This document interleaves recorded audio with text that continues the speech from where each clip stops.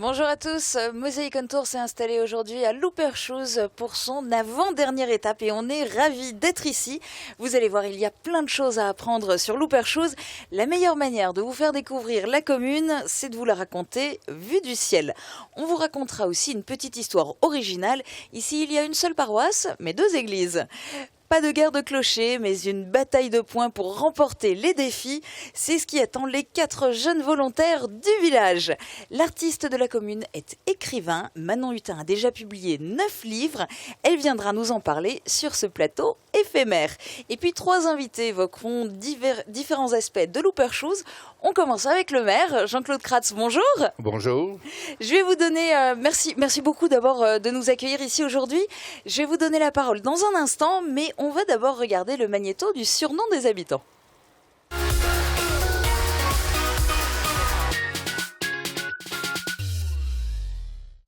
Les gens de par ici parlent plus vite que dans les villages environnants. Elvela ofte schnell, Loperchouse Bibelbabbelbell. Quelques histoires qui nous font mauvaise réputation. Loperchoeser Narre hoeken auf de karre. Wenn de karre schnappt, vallen ze in Devils Kap. Loperchoeser Hund sitzt in de Sonne. Spielen mit de Schnecken sind doch alles nur Gecke. Petite histoire de clocher. Er zege moll im Loperchoeser Glockenturm de klok rusk effort. Da sind aber die Loperchoeser herumgerannt. Einer sagt, sie ist gestohlen worden. Es wird viel geredet und in der Nachbarschaft wird es bekannt gemacht. Da kommen die Leute mit Sichle und Stell und finden die Glocke im Brennnesselmeer. Jean-Claude Kratz, c'est incroyable le nombre de proverbes liés aux habitants de Loperchouse. Mais le premier, on ne l'a pas sous-titré parce qu'en fait, on n'a pas réussi à le traduire. Alors, Elvela of die Schnell, Loperchouse Babbelbell, vous le traduisez comment ? Je crois que ça fait allusion au parler rapide, au langage précipité justement des gens de Loperchouse et d'Elvillers, ou du moins c'est une caractéristique qu'on leur prête, hein, elle n'est pas forcément exacte. Hein. Je rappelle que ces dictons et cela se retrouvent dans un bulletin qui a été publié il y a quelques années déjà. D'accord, donc aujourd'hui on va faire les interviews en mode accéléré, c'est ça ? Ouais. Ok, à ce jeu-là je pense que je gagne, mais c'est pas grave. Alors, à Loperchouse, vous avez déjà eu ces dernières années des belles réalisations, pas mal de gros projets qui ont abouti. Oui, nous avons eu des réalisations effectivement importantes. Ici, vous vous trouvez justement sur une réalisation qui a été inaugurée en 2003, en même temps d'ailleurs que la place d'Elvillers. Cette place-là n'existait pas sous cette forme-là. C'était un terrain plus ou moins vague. Il y a très longtemps, il y a même un fossé qui l'a traversé. Donc cette place a été refaite et transformée comme vous la voyez aujourd'hui. Et puis il y a eu aussi la salle polyvalente. Et puis maintenant qu'il y a tout cela qui a été aménagé, tant qu'à faire, autant accueillir des nouveaux habitants. Vous agrandissez le lotissement. Voilà. Donc vous avez cité, on a également réalisé la salle polyvalente et l'assainissement qui est réalisé entièrement dans cette commune. Et maintenant nous allons nous lancer dans la 4e tranche du lotissement, la cerisée, ainsi que dans d'autres projets, notamment des projets qui concernent le réaménagement et la restructuration de la mairie. Puisque là, nous avons un projet important qui permettra de réutiliser l'étage au profit et au bénéfice de la commune. Alors ça, par exemple, c'est un énorme projet, je suppose. Vous faites comment pour financer cela ? Eh bien, pour financer cela, nous comptons d'abord effectivement sur nos fonds propres, mais nous comptons également, et il faut le dire, sur les subventions ou sur la subvention de la casque, qui nous accorde un crédit. En tout cas, nous toucherons 180 000 € de la casque pour ce projet. Donc, nous espérons évidemment essayer aussi d'obtenir des crédits d'une subvention de la part du département, mais ça, c'est moins sûr. D'accord. La casque, c'est sûr. Mais en tous les cas, le lotissement va s'agrandir et donc si des gens veulent vous rejoindre, veulent s'installer à Loperchouse, qu'ils viennent se renseigner en mairie, c'est ce qui va être plus simple. J'ai une dernière question, vous allez répondre par un seul mot, c'est une question piège. À votre avis, aujourd'hui, ce sont les bleus ou les rouges qui gagnent ? Je pense qu'il y aura peut-être match nul. On va voir ça. Ça me paraît difficile en ayant 3 défis. Merci beaucoup. On verra à la fin de l'émission puisque c'est l'heure du premier défi et on va commencer par faire la connaissance des 2 équipes. Alors aujourd'hui, j'ai de nouveau un duel filles-garçons avec à ma gauche Luna et Eva et à ma droite Vincent et Mustapha. On va découvrir tout de suite ce qu'ils valent sur les défis avec le premier défi. Je vous laisse avec les explications. Pour ce défi, les 2 joueurs de chaque équipe vont tirer chacun leur tour sur les canettes. Armés de balles en mousse, ils devront faire tomber le plus de canettes possible. Mais attention, certaines canettes valent plus de points que d'autres et une des canettes fait perdre des points. Vous avez 1 minute, bonne chance à tous. Alors, je vais les laisser passer de l'autre côté de la table pour qu'ils voient les canettes. Allez-y, vite, vite, vite, vite, vite. Alors, vous restez bien du côté de votre couleur, hein, parce qu'on se trompe des fois. Je vous l'avoue, je me trompe des fois. Alors, dès que le sifflet retentit, vous pourrez retourner de l'autre côté des canettes derrière votre couleur. On est bien d'accord, hein? Vas-y. Alors, allez-y, mettez-vous en place. Vous allez de l'autre côté. Allez-y, de l'autre côté, là, ici. Venez, là. Et vous reculez un maximum parce que sinon, c'est vraiment trop facile. Allez, on recule. Et vous pouvez y aller dès que vous voulez. Alors, chacun fait une balle. Alors, Mustapha, par exemple, commence. Tu tires tes 3 balles et après, ce sera à Vincent. Allez-y. Oui, vous commencez en même temps. Oui, mais tu peux reculer encore un tout petit peu. Allez-y. Allez. Allez, tire-les, toutes les balles. Vas-y. Et maintenant, Vincent. Allez-y. Faut pas perdre du temps. Oui, vas-y, mais tirez. Et on peut les applaudir très très fort de public et les encourager. Vous avez tout fini. Alors, il reste plus qu'une seule canette pour les rouges. Donc, je pense que c'est les rouges qui ont gagné ce défi. Vous pouvez les applaudir très très fort. Je vous retrouve encore tout à l'heure pour le deuxième défi. Je vous laisse maintenant avec Julia. Et entre-temps, Philippe Cueillère m'a rejoint sur ce plateau. Bonjour. Bonjour. Vous êtes à la fois conseiller municipal et spécialiste de l'histoire de la commune. Vous allez du coup pouvoir nous apprendre plein de choses. Mais on va d'abord donner aux téléspectateurs un aperçu dans les grandes lignes avec la carte postale aérienne.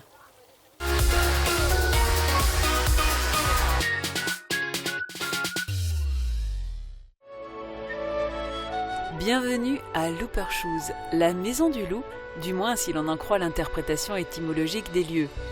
Mais il serait sans doute plus juste de le rapprocher de Lubar, le nom d'un homme germanique. Pourtant, le loup apparaît bien sur le blason du village, ainsi que les bois de cerf et la croix symbolisant Saint Hubert, patron de la paroisse. Looper Shoes est commune depuis 1792. Elvillers est devenue son annexe en 1811. Si l'on parle de la commune de Looper Shoes Elvillers, on parle de la paroisse d'Elvillers Looper Shoes. Depuis 1847, Elvillers est paroisse autonome de l'archiprêtré de Sarreguemines avec Looper Shoes pour annexe. L'église Saint-Hubert se trouve à Elvillers. Démolie en 1940, elle est reconstruite en 1965. Looper Shoes aussi possède son église, construite la même année que celle d'Elvillers, consacrée à Saint Matthieu. L'école, quant à elle, met tout le monde d'accord. Elle se trouve à la jonction des 2 villages.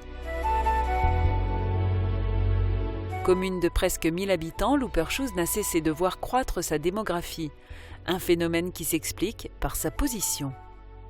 Looper Shoes bénéficie d'une desserte directe par l'autoroute A4 en direction de Metz et Paris, compte tenu de la présence d'un demi-échangeur sur le territoire communal. La commune est également traversée par la RD 30, qui relie Forbach à Putelange-au-Lac.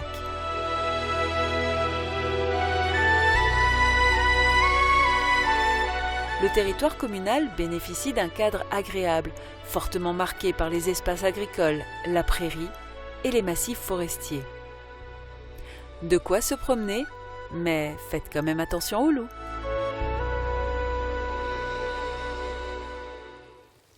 Philippe Cueillère, il y a une chose, je crois qu'on ne l'a pas vue dans ces images, c'est qu'à Looper Shoes, il y a aussi un blocos.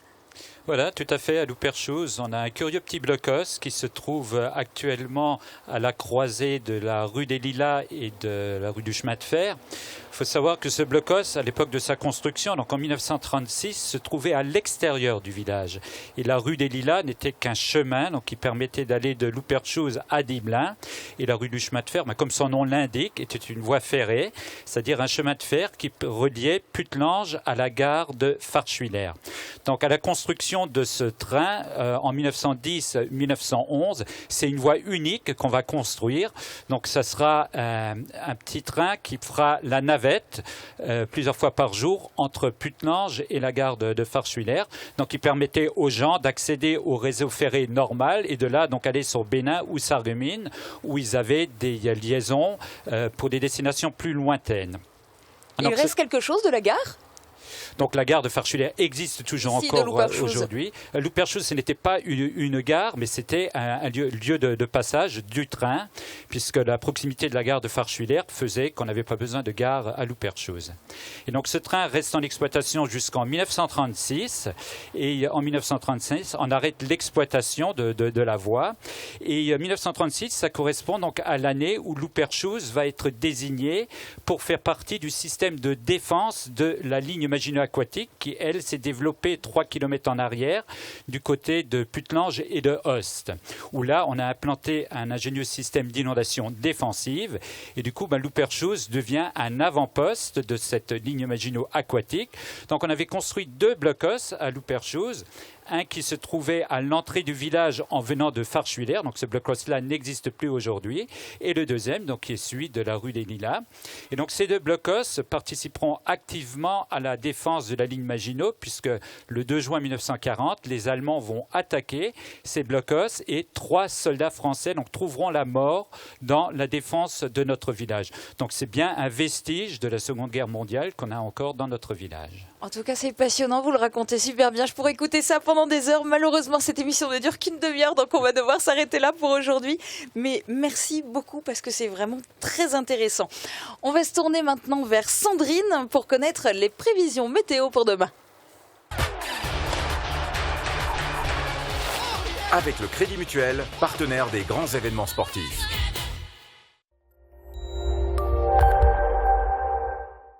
Alors pour demain, malheureusement, c'est toujours pas ça côté météo. On va finir la semaine sous les nuages et sous la pluie.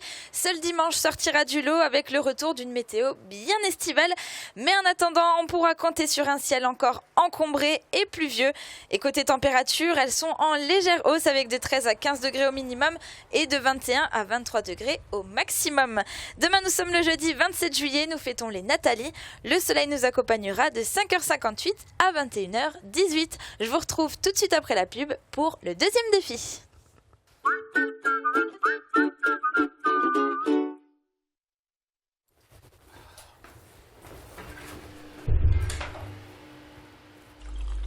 Ah, quel plaisir d'entendre les doux bruits de la nature grâce à mes nouvelles prothèses auditives. Le plaisir d'entendre avec la passion de l'audition. Au Club Bouygues de Sarreguemines, Forbach et Saint-Avold, vous profitez du plus grand réseau 4G de France, de la puissance de la fibre et d'un large choix de téléphones portables. Transport, matériel médical, aide à domicile. AVS Santé, notre métier, vous accompagner.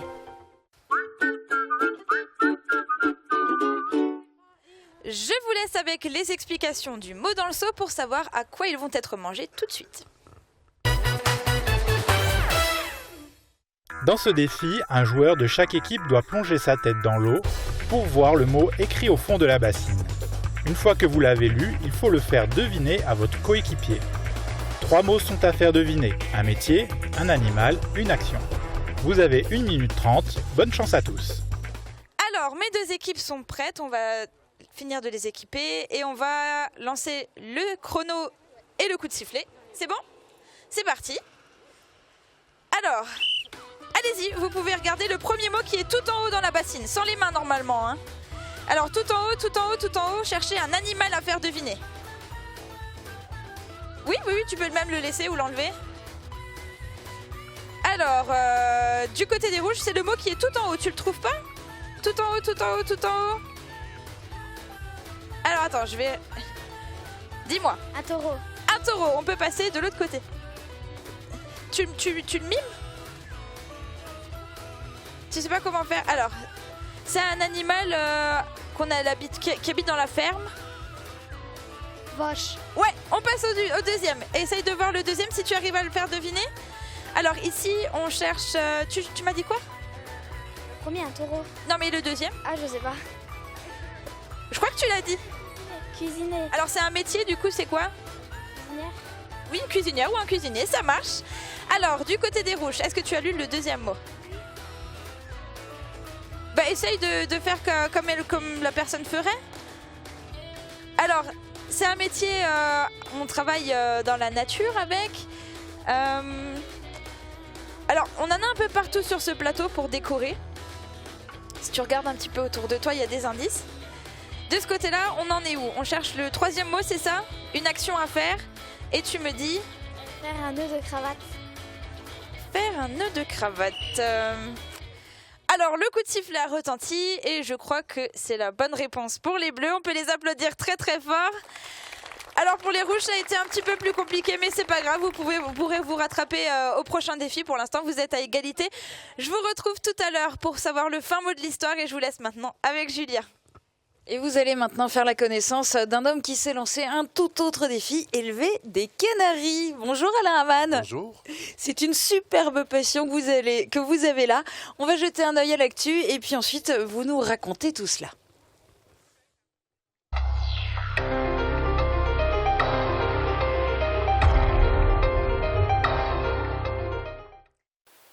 L'administration se dématérialise. Désormais, il est possible de réaliser depuis son domicile des démarches administratives de manière complète ou partielle. Vous pouvez ainsi faire des prédemandes de passeport ou de carte nationale d'identité et tout un dispositif est en train de se mettre en place cette année pour les demandes de permis de conduire, de duplicata de carte grise ou encore de déclaration de cession. À partir du site ants.gouv.fr, vous accédez aux différents services proposés.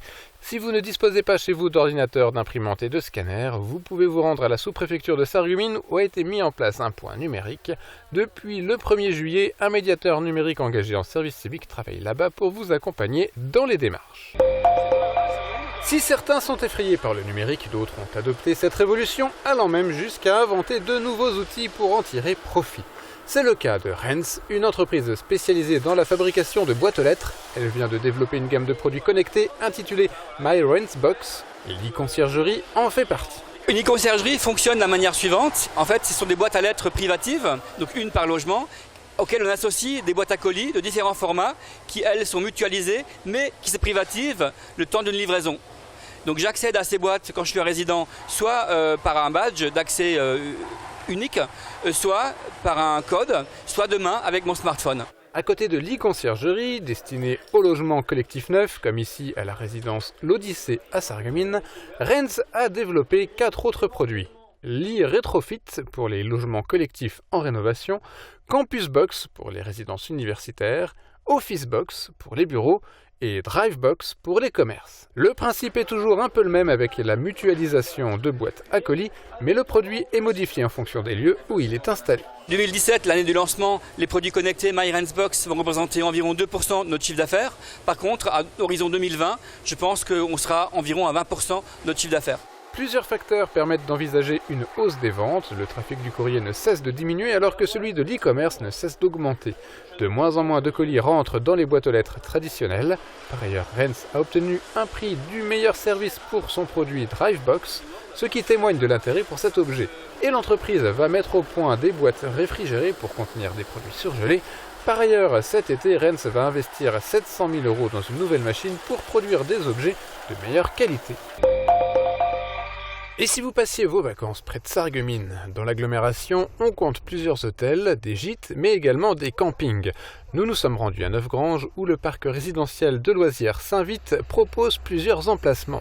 On a les locations d'emplacement où les gens peuvent venir pour y séjourner un peu avec leur tente, leur caravane camping-car. Et puis on a aussi donc tous les autres qui sont là, qui ont loué un emplacement, qui est loué toute l'année et puis qui construisent un chalet où ils installent un mobil-home. Et parmi ces personnes qui ont investi dans un chalet, on croise des familles, en majorité allemandes, qui viennent chaque week-end au camping depuis plus de 40 ans. C'est très beau avec les chalets. On a tout ce dont on a besoin et on se sent très bien ici. Il y a un an, le camping de Saint-Vite a agrandi son offre d'activités, ce qui a attiré encore plus de touristes et de promeneurs. Il y a les activités de loisirs, les pédalos qu'on a commencé l'année dernière, donc au mois de juin. On a aussi les vélos, location de vélos qu'on a démarré. Ils ont aussi bien sûr l'aire de pétanque, l'aire de jeu au fond et bien sûr celle-ci ici. Christiane et sa famille, qui s'occupent du parc résidentiel de loisirs, n'en ont pas terminé avec leur projet. En plus de panneaux de signalisation de la piste cyclable, ils attendent surtout depuis 18 mois l'autorisation de créer un deuxième étang. Ils envisagent par la suite de vidanger le grand étang et de mettre en place une plage de sable pour proposer la baignade, une offre de plus qui pourra permettre de passer de belles vacances au camping. Alain Herman, vous, votre passion, ce sont les canaris. Vous en avez combien ? À l'heure actuelle, je dois en avoir 200, 250. Le but, c'est quoi ? C'est d'avoir les plus beaux spécimens ? Oui, c'est tout à fait ça. C'est une passion déjà dans un premier temps. Et ensuite, c'est de progresser d'année en année pour pouvoir obtenir des titres, exposer dans les expositions internationales, jusqu'au niveau mondial aussi. Ce qui est votre cas, puisque vous avez carrément été champion du monde. En 2016, début 2016, oui, j'ai réussi à décrocher un titre de champion du monde au Portugal. Alors justement, du coup, vous voyagez avec vos canaris ? Non, pas vraiment, parce que ce serait compliqué. Mais au niveau national, sont organisés des convoyages qui rassemblent les oiseaux et qui les transportent jusqu'au lieu de l'exposition. Donc je ne me déplace pas systématiquement au lieu d'exposition, surtout lorsqu'il s'agit de mondial. Donc en fait, vos canaris voyagent plus que vous ? Exactement. Vous en êtes venu comment à élever comme ça des canaris ? Parce que tout jeune déjà, j'étais beaucoup dans la nature et j'ai toujours aimé les oiseaux. Je passais du temps à les observer, à les écouter, à les identifier.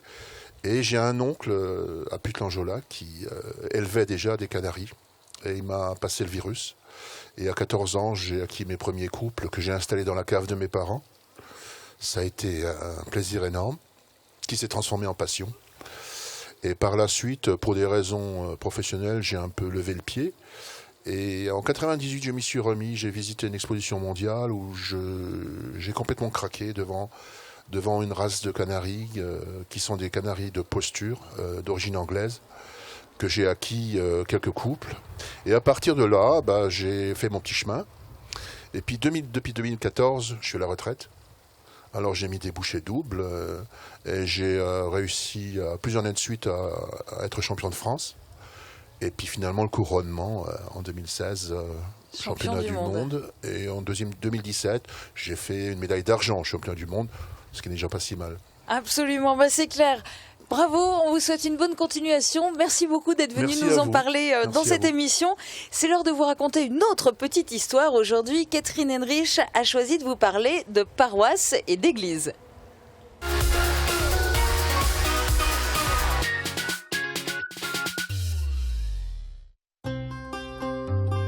Deux clochers pour une paroisse. Au départ, Loepershoes et Elvillers étaient annexes de la paroisse de Farchwiller. En 1847, Elvillers devient paroisse autonome de l'archiprêtré de Sarreguemines avec Loepershoes pour annexe. L'église dédiée à Saint-Hubert, qui se trouvait à Elvillers, a été démolie en 1940. On l'a remplacée par une chapelle Saint-Hubert en 1965. La même année, à Loepershoes sort de terre une nouvelle église pouvant accueillir tous les paroissiens, dédiée, elle, à Saint-Mathieu. Pas de guerre de clocher ici, mais le patron de la paroisse est toujours Saint-Hubert. À ce stade de l'émission, on est face à une égalité. C'est les rouges qui ont gagné le premier défi et les bleus qui ont gagné le deuxième. On va laisser la parole aux jeunes dans un instant. Je vous laisse avec les explications du dernier défi qui va peut-être les départager. Avant le début de l'émission, les deux équipes sont parties faire des photos sur le thème « Ma commune en été ». Maintenant, vous devez nous expliquer en 30 secondes pourquoi votre photo mérite de gagner. Le jury de Mosaïque désignera le gagnant. Bonne chance à tous. Alors, est-ce que vous voulez commencer les filles ? Non ? Parfait, donc je vais te laisser commencer, Moustapha. Alors, explique-moi pourquoi c'est ta photo qui doit remporter ce défi. Explique-moi ce que vous avez pris comme photo. On a pris des photos, on est allé au maire, après il y avait des fleurs, on a pris des photos comme ça, après on est allé chez quelqu'un, après il y avait des statues, on a pris des photos comme ça qui présentaient l'été. Ok, donc tu as pris des photos qui représentaient l'été. Je me tourne du côté des filles, alors dites-moi pourquoi c'est votre photo qui doit remporter ce défi. Parce que la photo, elle me fait penser à l'été, avec la couleur de la maison, elle fait penser à l'été, il y a l'eau, les fontaines, toutes les fleurs, ça fait penser à l'été, c'est joyeux et tout. Ok. Et la même chose. Alors, je vais laisser le jury qui est dans le quart nous dire quelle photo remporte ce défi. Alors attention, vous allez le voir apparaître tout de suite sur vos écrans. Et c'est... Attention, suspense. L'équipe bleue qui remporte ce défi, vous pouvez les applaudir très très fort dans le public. Alors les garçons, vous vous êtes bien battus quand même, vous n'avez pas démérité. On vous offre à chacun un cadeau, mais c'est juste que les filles vont recevoir en plus une place de cinéma pour les cinémas Forum de Sarreguemines. C'est le lot qu'on offre à l'équipe qui remporte les défis. Je vous retrouve moi demain et je vous souhaite à tous encore une excellente journée. Je vous laisse avec Julia. Bonne journée. Et moi, j'ai le plaisir de terminer cette émission avec une jeune auteure, Manon Tutin. Bonjour. Bonjour. Vous êtes incroyable, à peine la vingtaine et déjà 9 livres publiés, c'est énorme. Vous avez commencé à écrire à quel âge ? J'ai commencé à écrire vers 18 ans et je me suis jamais arrêtée depuis en fait. Ah ben voilà, parce que pour en avoir écrit 9, ça a été à la chaîne ? Ouais, presque. Des fois, j'en écris 2 en même temps, 3, enfin... Tant que j'ai l'inspiration, j'écris. Waouh! Alors, l'inspiration, justement, ça concerne quel univers? Alors, j'écris de la romance contemporaine homosexuelle, en fait. C'est une cause qui me tient à cœur. Du coup, j'essaye de me battre pour les aider. Et puis, une cause pleine d'inspiration pour vous, oui. puisque 9 déjà publiés.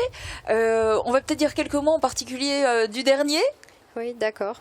En fait, le dernier, ça traite d'une grève de cœur, en fait.